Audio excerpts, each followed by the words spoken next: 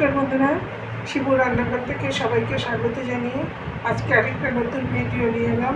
আশা করি সবাই ভালো আছেন, আমিও ভালো আছি। কচুরি তো আমরা নানান রকম খেয়ে থাকি, আঁশ নিরামিষ সব কিছুই। আজকে আমি করছি ভেটকি মাছের কচুরি। খেতে যেমন সুস্বাদু তেমনিও খুব সহজ উপায়ে করা যায়। আমি তার জন্য কী কী নিয়েছি দেখাচ্ছি। 250 গ্রাম ভেটকি মাছ সেদ্ধ করে কাটা ছাড়িয়ে নিয়েছি, একটা পেঁয়াজ কুচিয়ে নিয়েছি, ধনেপাতা, আদা, রসুন, কাঁচা লঙ্কা, নুন, এক টুকরো লেবু। এটা হচ্ছে পুরের জন্য, আর কচুরিটার জন্য ময়দাটা মেখে নেব। তার মধ্যে অল্প একটু নুন আর একটু ঘি নিলাম ময়ামের জন্য।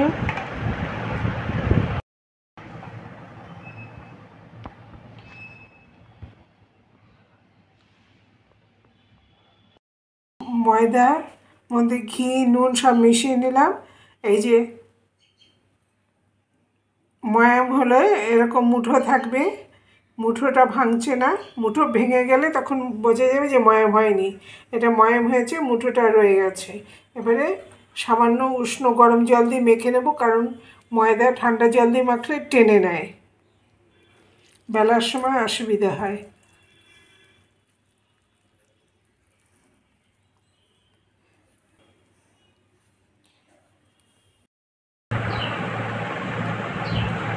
এবার একটু আবার ঘি দিয়ে বুলিয়ে রাখবো, নাহলে শক্ত হয়ে যাবে।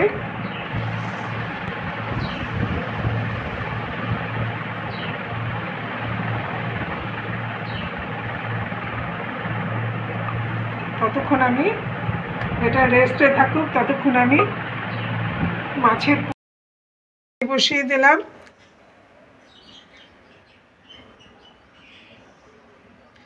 ওয়ান টেবিল স্পুন সর্ষের তেল দিয়ে দিলাম,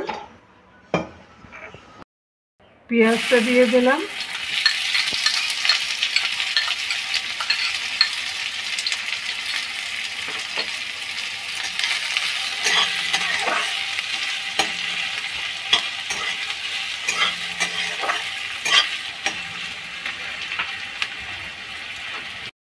একটু নুন দিয়ে দিলাম, তাহলে পেঁয়াজটা তাড়াতাড়ি ভাজা হয়ে যাবে।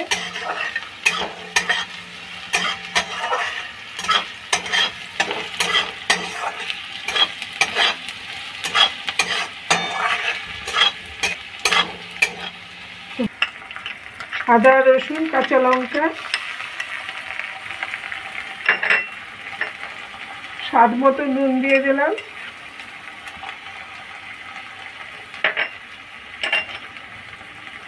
মাছটা দিয়ে দিলাম,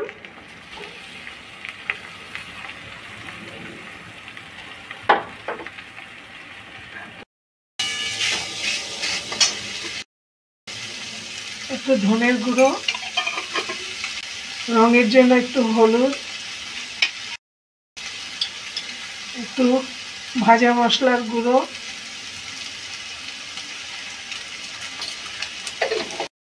ব্যালেন্স করার জন্য একটু চিনি,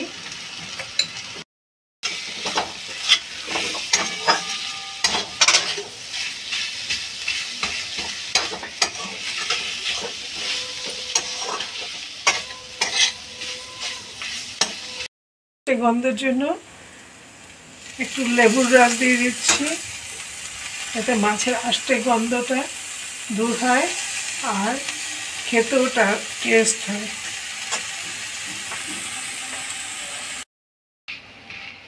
হ্যাঁ বলবো, হয়ে গেল আমার ভেটকি মাছের পুর কচুরির জন্য।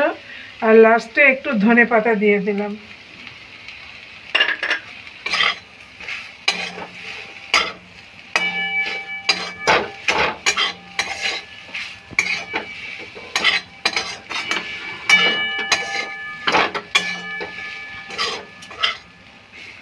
এবারে পুরটাকে নাবিয়ে ঠান্ডা করে নেব।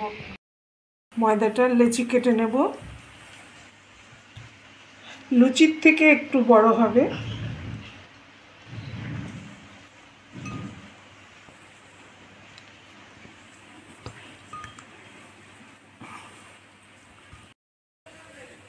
আমরা যেমন পুলি পিঠের তৈরির জন্য বাটি বানিয়ে নিই, ওরকম একটা বাটি বানিয়ে নিচ্ছি।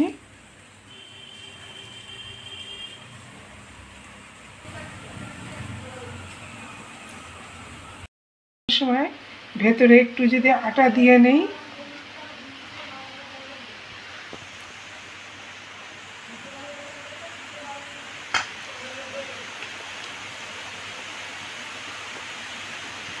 আর উপরেও একটু আটা দিয়ে নেই, তাহলে কচুরিগুলো ফাটে না।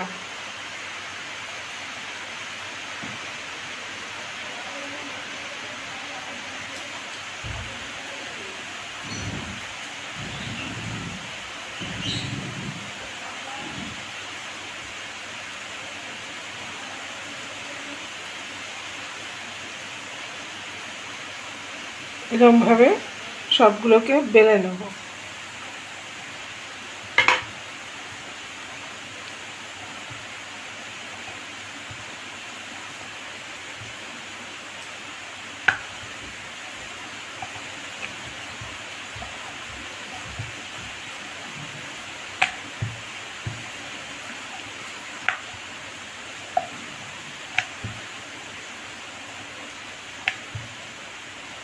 খুব আলতো করে বেলতে হয়।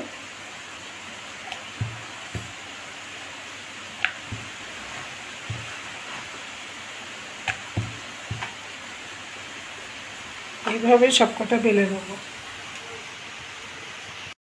ঠিক আছে, এবারে কচুরিটা দিয়ে দিচ্ছি।